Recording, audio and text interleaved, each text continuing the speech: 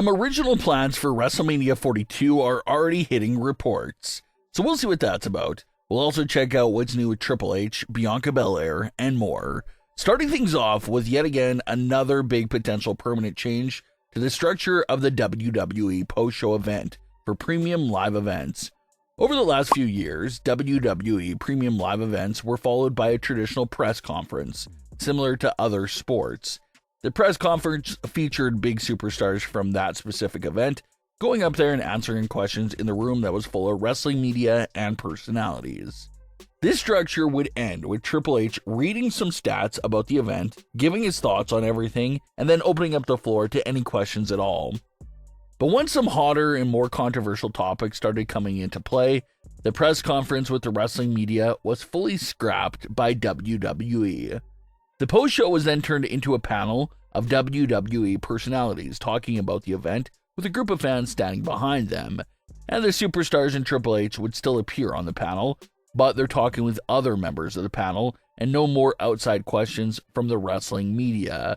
The change was explained by Triple H, saying that being in a small room with the media is not what WWE is about. It's about fans. So that's why Triple H appears to be a big fan of the new post structure that featured him no longer taking questions, just speaking to the panel and the fans standing behind the panel. However, it seemed like the fan-focused structure became an issue at the 2026 Royal Rumble. When Triple H came out to the post-show panel at the 2026 Royal Rumble, he was met with a lot of loud and hostile chants. There were chants for AEW, chants for Chris Jericho, We Want Vince chants, and even some more explicive chants. Triple H would barely be heard on the panel with all the chants going on behind him, and obviously he cannot react to any of the chants, so he just had to sit there and try to get through that part of the show while the fans are loudly chanting all those things right behind him. Reports claim that everyone initially was not fazed by the Royal Rumble 2026 post-show chants from the crowd, but something that happened at the 2026 Elimination Chamber post-show sort of indicates that there was a reaction and adjustment made to the show due to what happened at the Royal Rumble event. For the first time since the new post-show structure came into play, Triple H did not come out to speak on the panel. Like we mentioned earlier, usually Triple H is the last guest that joins the panel. His music plays, he'll spit the water, and then he'll speak with the panel right in front of the fans.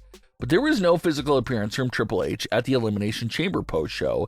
Instead, his only appearance on the post-show came from a backstage interview with Jackie Redmond. And that was it for Triple H on the post-show. For the first time ever, he did not come out in front of the fans and sit down on the panel. Although nothing's confirmed, fans speculate that Triple H did not go out there to the panel due to what happened at Royal Rumble post-show and all the chants that he received there.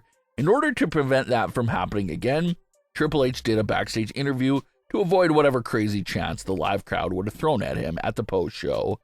The next big premium live event is WrestleMania itself, the biggest event of the year, so it'll be interesting to see if Triple H will physically return to the post-show panel for that event, or if the backstage interview with him is the new permanent change, just to save themselves from all the crazy fan chants that would be directed at Triple H if he was out there. So that's definitely a big change for the post-show for premium live events, and if Triple H is missing from the WrestleMania post-show, that will likely indicate that this is a permanent change going forward. An original plan for WrestleMania 42 was reportedly destroyed due to an ongoing superstar's injury. Heading into WrestleMania season, a lot of fans were buzzing about Bianca Belair returning to confront her former friend Jade Cargill and challenge her for the women's title at WrestleMania 42. And according to new reports, that was allegedly the original plan for the WWE women's title at WrestleMania after all. The report claims that Bianca Belair versus Jade Cargill was locked in to be the major WrestleMania match for the WWE women's title. That match and feud would have involved some deep storytelling dating back to over the last 2 years to 2024. Jade Cargill first came into the WWE scene at the Royal Rumble 2024, where she had a big stare down with Bianca Belair in that match that a lot of fans were excited about, even seeing that WrestleMania matchup that year. But they did not go in that direction. Instead, they put Jade in a mini faction with Naomi and Bianca Belair that was known as the Big Three. Bianca and Jade would go on to become women's tag team champions not once, but twice together. And a pretty mind-blowing stat is that nobody ever pinned them with a team of Bianca and Jade for those titles. So they were a solid team that was absolutely destroying the competition. But that, of course, all changed when Jade Cargill got attacked by Naomi. And although Bianca Belair was innocent and had nothing to do with the attack on Jade, the attack still heavily impacted their relationship with Jade Cargill. Jade Cargill never really looked at Bianca Belair the same way ever again after returning from the Naomi attack. All that bothered Jade Cargill deeply, and that's why Bianca and Jade were never able to really fix their relationship after Jade returned. Jade was just looking at Bianca side-eyed and no longer trusted Bianca in any way. So that entire Naomi situation did permanently change to Bianca and Jade's friendship. And the last time we actually saw Bianca Belair on WWE television was back in July 2025, when she served as a special guest referee for the match between Naomi and Jade. Although Jade Cargill was technically a babyface at the time of that match, there were still a few instances there in that match where Bianca Belair had this worried and concerned look on her face. Maybe that was because of the match itself, maybe because of everything that happened up until that point, or maybe it was because Bianca could see the path that Jade was going down. Maybe Bianca saw the shift in Jade's persona all the way last summer before Jade's actual heel turn took place a few months after that. Bianca could have been fearful of what Jade was becoming, and it looks like that fear was right. Jade would have turned heel just a few months later, captured the women's title, and has been a monstrous heel ever since. And who can really blame Jade's character going down this brutal lone wolf direction?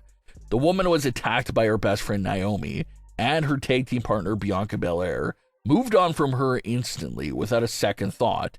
Having close friends do that to her made Jade realize that she cannot trust anyone and cannot have friends in WWE. And that has led us to the version of the character that she's become in current day. And according to these original plans, Bianca Belair would have returned early on during WrestleMania season, became the #1 contender for the women's title, and we would have seen this insane clash between the two former close friends.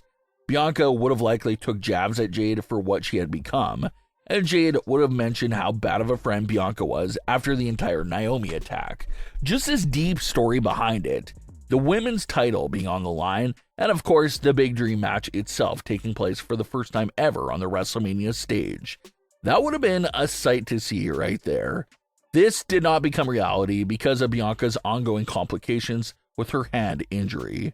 Bianca just had surgery done to her injured finger a few weeks ago, and the progress has been looking a bit questionable so far. Bianca has been posting updates of her physical therapy, and she's been open about how much of a struggle it's been for her. She said that she'll have good physical therapy days and make a lot of progress, but then the finger acts up again and she's back to square one.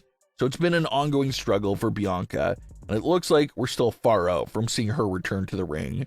That's why this original plan for Jade versus Bianca at WrestleMania 42 had to be scrapped and changed to Jade versus Rhea as the backup option. Depending on how Bianca's recovery goes, it would be great to maybe see this match and program at SummerSlam 2026. The second biggest show of the year can surely benefit from having that big Jade and Bianca match on the card. But what are your thoughts on today's stories? Leave your comments below. Don't forget to subscribe with all notifications on, and leave a like if you enjoyed. Thanks for watching, guys.